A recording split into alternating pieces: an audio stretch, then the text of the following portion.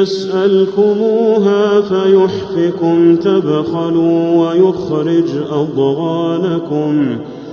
ها أنتم هؤلاء تدعون لتنفقوا في سبيل الله فمنكم من يبخل، ومن يبخل فإنما يبخل عن نفسه، والله الغني وأنتم الفقراء، وإن تتولوا يستبدل